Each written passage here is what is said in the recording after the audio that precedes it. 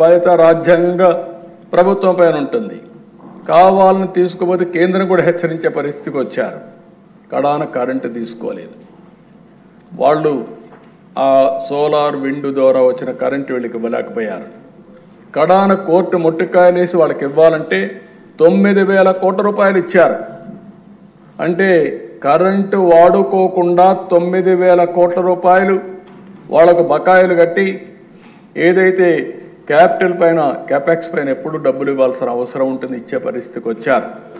దానిపైన ₹7.25 7.5 పెట్టి బయట ఓపెన్ మార్కెట్లో కరెంటు కొన్నారు.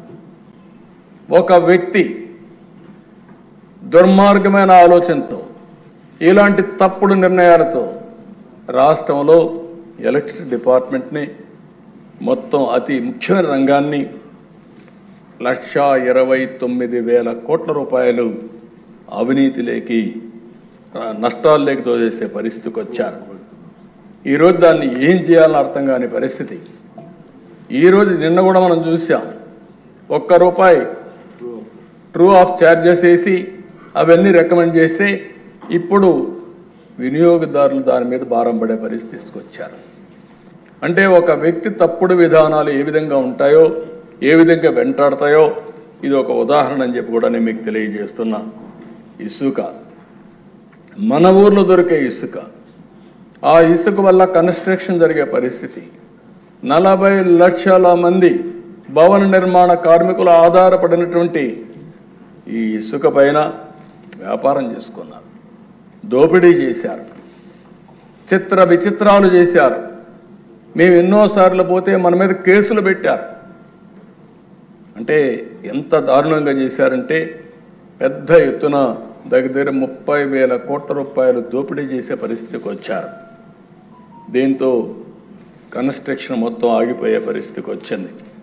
ఇకపోతే మద్యం దేశ నాకైతే అర్థం కాలే, ఇప్పటికి కూడా నేను ఎప్పుడు ఊహించాల ఈ మరి చేయగలుగుతారు కూడా నాయకులు.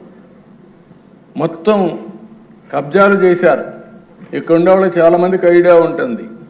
మ్యానుఫ్యాక్చరింగ్ ఉండేటి కొంతమంది బలవంతంగా లాగేసుకొని వీళ్ళ బ్రాండ్స్ తయారు చేశారు. దానికి సీల్ కూడా ఉంటుంది, దానికి ప్యారల్ సీల్ తయారు చేశారు. ఎంత గొప్ప గౌరవం అంటే వీళ్ళదే మ్యానుఫ్యాక్చరింగ్, వీళ్ళదే డిస్ట్రిబ్యూషన్, వీళ్ళే అమ్మాలి. ఎక్కడ కూడా రాష్ట్రంలో మీరు ఒక్కసారి చూస్తే దశ కిరాణా కొట్టు పోతే టీ వాళ్ళ కూడా పేటిఎం ద్వారా డబ్బులు పే చేయమంటాడు. నువ్వు డబ్బులు ఇస్తాను, నీ డబ్బులు నాకు వద్దు, నువ్వు నీ ఫోన్లో నుంచి నాకు పే చేయి, నాకు మనుషులు లేరు లెక్కేసుకోవడానికి అంటాడు. అలాంటిది మద్యం షాప్లో ఎక్కడ కూడా ఆన్లైన్ కలెక్షన్స్ లేవు. ఏంటి అధ్యక్ష ఇది? సాయంత్రం అయితే కలెక్ట్ చేసిన డబ్బులన్నీ తాడేపల్లి ప్యాలెస్కి రావాలా? ఎక్కడికి పోయిందో నాకు అర్థం కాదు. ఏంటి అరాచకం? ఇలాంటి అరాచకాలు చేసి ప్రజల ఆరోగ్యం పూర్తిగా సర్వనాశనం అయ్యే పరిస్థితి వచ్చింది. ఈరోజు అధ్యక్ష గర్వంగా చెప్పగలుగుతాను, మళ్ళీ ప్రక్షాళన చేశాం. మొన్నటి వరకు ఇక్కడ దొరికిందంతా సైకో బ్రాండ్సే దొరికాయి. ఇప్పుడు ఏ బ్రాండ్ కావాలన్నా ఆ బ్రాండ్, వరల్డ్ వైడ్ ఉండే బ్రాండ్స్ అన్నీ దొరికే పరిస్థితికి వచ్చింది. ఆ పరిస్థితి తీసుకొచ్చాం. నేను కోపంతో బాధతో మాట్లాడుతున్నా. నా నోట్లో నుంచి ఎప్పుడు కూడా పౌరుషంగా రాదు, కానీ బాధ, ఆవేదన ఇవన్నీ చూస్తూ ఉంటే మనసు కూడా చాలా బాధ కలిగే పరిస్థితి వస్తుంది అధ్యక్ష. ఇంకొక పక్కన అధ్యక్ష పన్నుల బాధలు, లెఫ్ట్ అండ్ రైట్ చెత్త మీద పన్ను వేశారు. 1-2 కాదు, ఎక్కడ దొరికితే అక్కడ పన్నులేసి జీవన ప్రమాణాలు పూర్తిగా దెబ్బతీశారు. హింసా రాజకీయాలు, కక్ష రాజకీయాలు, లా అండ్ ఆర్డర్కి ఈ మార్గడు చేయొచ్చనా అని తెలిసే పరిస్థితి తీసుకొచ్చేటప్పుడు మీరే ప్రత్యక్ష ఉదాహరణ. నేను కూడా బాధితుడిని, ఇక్కడుండేవాడు చాలామంది బాధితులే, అందరిపైన కేసులు ఉన్నాయి, ఒక్కరిపైన కాదు. ప్రజాస్వామ్యమే సిగ్గుపడే విధంగా పోలీసు వ్యవస్థను ఉపయోగించారు. మామూలుగా వీళ్ళు ఆ ధీమాతో నిన్న కూడా అన్నారు, పవన్ కళ్యాణ్ గారు అన్నారు, చాలామంది కూడా మీరు కూడా చెప్పారు. ఈరోజు అందరూ కూడా సోషల్ మీడియాలో ఇది కొత్త ఒరవడి తీసుకొచ్చారు. ఆ ఒరవడిని మీరు చూస్తే ఒక వ్యక్తిని దెబ్బ తీస్తే, ఒక దెబ్బ కొడితే ఆ దెబ్బ అయినాక మళ్ళీ రికవర్ అవుతారు. కానీ ముందు ఆస్తులు నాశనం చేయాలి. వాళ్ళకేమైనా తోటలుంటే ఆ తోటలు నరికేస్తారు. వాళ్ళ ఆస్తులుంటే ఆ ఆస్తులు లాక్కుంటారు బలవంతంగా సంతకాలు పెట్టి. వాళ్ళ భూములుంటే కబ్జా చేస్తారు. 22A కింద మార్చేస్తారు. మళ్ళీ వీళ్ళకి వచ్చేస్తే 22A తీసేసి మళ్ళీ ఇది చేస్తారు. 1-2 అరాచకాలు కాదు, ఇవి ఊహించడానికే మన ఊహకు అందనటువంటి అరాచకాలు చేసే పరిస్థితికి వచ్చారు. ఇంకొక పక్క దేశ కడాని చూస్తే మామూలు జనాలు.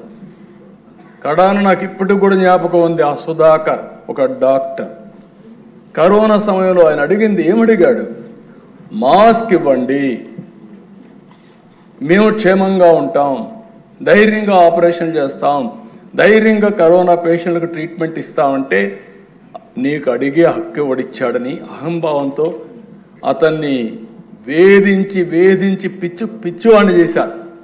కడాన పిచ్చివాణ్ణి చేసి నడి రోడ్లో పడేసి కడాన గుండెపోటుతోనో లేకుంటే ఏదో చనిపోయే పరిస్థితి. ఒక మనిషిని దుర్మార్గంగా ప్రభుత్వం ఆ మార్గం ఏదించిందంటే ఒక ఎస్సీ బాధేస్తుంది, ఆవేదన వేస్తుంది. కాపాడాలని ప్రయత్నం చేశాం, కాపాడలేకపోయాం.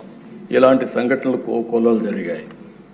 ఇంకో పక్కన దేశ capital expenditure, minimum common sense. సంపద సృష్టిస్తే ఆదాయం పెరుగుతుంది, ఆదాయం పెరిగితే మళ్ళా సంక్షేమ కార్యక్రమాలు ఇస్తాం. ఎక్కడ దానికి తెలియదుకాలు ఇచ్చి కడాన క్యాపిటల్ ఎక్స్పెండిచర్ మొత్తం తగ్గించే పరిస్థితికి వచ్చారు.